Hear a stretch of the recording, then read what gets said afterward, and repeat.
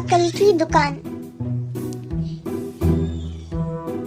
एक था रौनक, जैसा नाम वैसा रूप, अकल में भी उसका मुकाबला कोई नहीं कर सकता था। एक दिन उसने घर के बाहर बड़े बड़े अक्षरों में लिखा, यहाँ अकल बिकती है।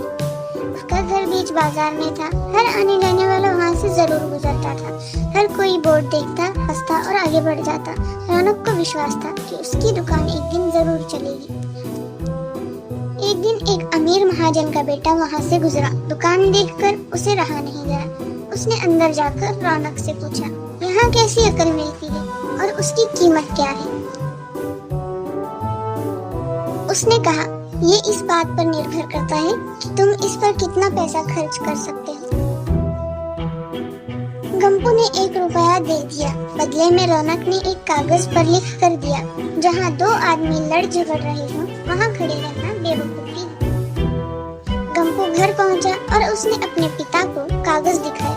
कंजूस पिता ने कागज पढ़ा तो वो गुस्से से आग बबूला हो गया। गंपू को कोसते हुए वो पहुँचा अकल की दुकान। कागज की पर्ची रौनक के सामने फेंकते हुए चिल्लाया, वो रुपया लौटा दो जो मेरे बेटे ने तुम्हें दिया था। रौनक ने कहा, ठीक है, लौटा देता हूँ, लेकिन शर्त ये है कि तुम्हारा बेटा मेरी सलाह पर कभी अमल नहीं करेगा। कंजूस महाजन के वादा करने पर रौनक ने रुपया वापस कर दिया। उस नगर के राजा की 2 रानियां थी। एक दिन राजा अपनी रानियों के साथ जौहरी बाजार से गुजरा। दोनों रानियों को हीरों का एक हार पसंद आ गया। दोनों ने सोचा, महल पहुंचकर अपनी दासी को भेजकर हार मंगवा लेंगे। संयोग से दोनों दासियां एक ही समय पर हार लेने पहुंची। बड़ी रानी की दासी बोली, मैं बड़ी रानी की सेवा करती हूँ, इसलिए हार मैं लेकर जाऊंगी। दूसरी बोली, पर राजा तो छोटी रानी को ज्यादा प्यार करते हैं, इसलिए हार पर मेरा हक है। गंपू भी उसी दुकान के पास खड़ा था। उसने दासियों को लड़ते हुए देखा। दोनों दासियों ने कहा, वे अपनी रानियों से शिकायत करेंगी।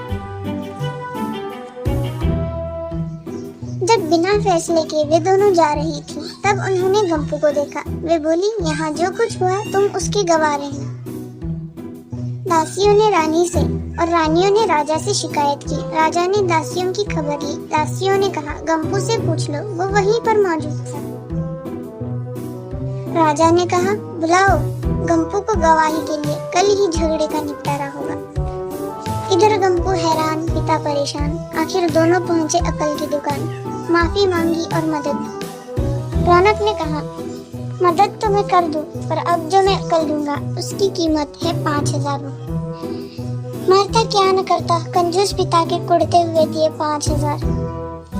रौनक ने अकल दी कि गवाही के समय गंपू पागलपन का नाटक करे और दासियों के विरुद्ध कुछ न कहे।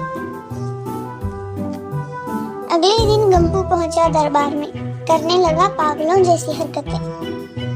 राजा ने उसे वापस भेज दिया और कहा, पागल की गवाही पर भरोसा नहीं कर सकते। गवाही के अभाव में राजा ने आदेश दिया, दोनों रानी अपनी दासियों को सजा दी, क्योंकि ये पता लगाना बहुत ही मुश्किल है कि झगड़ा किसने शुरू किया। बड़ी रानी तो बड़ी खुश हुई, छोटी को बहुत गुस्सा आया। गंपू को पता चला कि छोटी रानी उससे नाराज है, तो वो फिर अपनी सुरक्षा के लिए परेशान हो गया। फिर पहुंचा अकल की दुकान। रौनक ने कहा, इस बार अकल की कीमत 10,000 रुपए। पैसे लेकर रौनक बोला, एक ही रास्ता है, तुम वो हार खरीद कर छोटी रानी को उपहार में दे दो।